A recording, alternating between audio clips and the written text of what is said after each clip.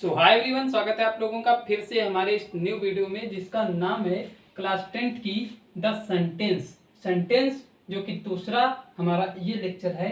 और इस ग्रामर के अंतर्गत ये हमारा सेंटेंस है। और ये कौन से लेसन से चालू है? ये सर इंग्लिश ग्रामर की सातवें लेसन से चालू है। तो हम सब जानते हैं कि इंग्लिश भाषा में 26 अक्षर होते हैं। 26 अक्षर होते हैं और इनको हम इंग्लिश में कहते हैं लेटर्स। वो 26 लेटर्स होते हैं और इन 26 लेटर्स में सब 5 क्या होते हैं? 5 होते हैं हमारे वोवेल। कितने? 26 होते हैं हमारे लेटर। 26 हमारे लेटर्स होते हैं और 26 के अंतर्गत अगर हम देखें तो 5 हमारे जो होते हैं, 5 हमारे सर वोवेल होते हैं। 5 वोवेल्स होते हैं और इन वोवेल्स को हम क्या कहते हैं सर? स्वर कहते हैं। ये कौन कौन से होते हैं? ए होता है, आई, ओ, ए, ई, आई, ओ, यू। ये सब 5 हमारे वोवेल्स होते हैं। और कॉन्सोनेंट कितने होते हैं सर जो बचे हैं? अब 26 में से 5 घटा दीजिए तो हमारे 21 बचते हैं। वो सर होते हैं हमारे कॉन्सोनेंट होते हैं। और इन कॉन्सोनेंट्स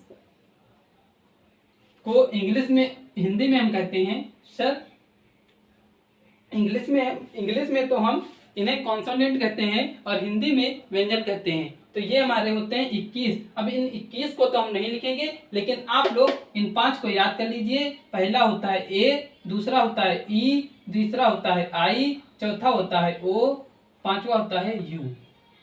ये इतने सर हमारे वोवेल होते हैं। अगर ये ना हो तो कोई भी आपका सेंटेंस नहीं बन पाएगा। सेंटेंस मतलब कोई भी आपका वर्ड नहीं बन पाएगा। और वर्ड के मिलने से ही सेंटेंस बनता है। और इन स्वर और व्यंजन के मेल से ही शब्द बनते हैं और शब्द के मेल से ही आपका वाक्य बनता है।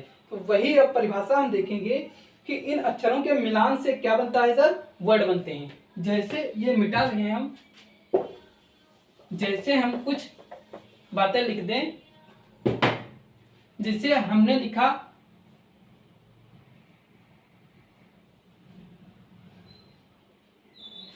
आर लिखा, ए लिखा, टी लिखा, तो ये क्या बना है? ये सर कौन सा है? ये हमारा कॉन्सोनेंट है, ये हमारा वोवेल है, ये हमारा कॉन्सोनेंट है। तो ये 3 हमारे कॉन्सोनेंट, वोवेल, कॉन्सोनेंट। तो अब देखिए कैसे इनसे शब्द बनते हैं। तो ये जब तीनों आपस में ही ऐसे लिख दिए जाएं, RAT, तो ये हो जाएगा सर राइट। राइट मीन्स क्या होता है? चूहा होता है।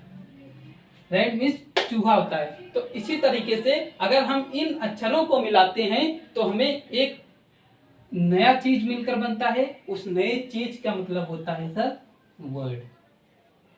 वर्ड मतलब ये क्या होता है सर? शब्द। और इन शब्दों के मिलान से ही क्या बनता है सर? जैसे हमने लिखा right is run, running, right is running. तो अब देखिए कैसे बनता है। तो एक ये हमारा शब्द बना, एक ये हमारा शब्द बना, एक ये हमारा शब्द बना, और इन सभी के मिलने से क्या बनता है सर? हमारा बन जाता है सेंटेंस, जिसे हम कहते हैं वाक्य। तो परिभाषा कुछ इस प्रकार से है।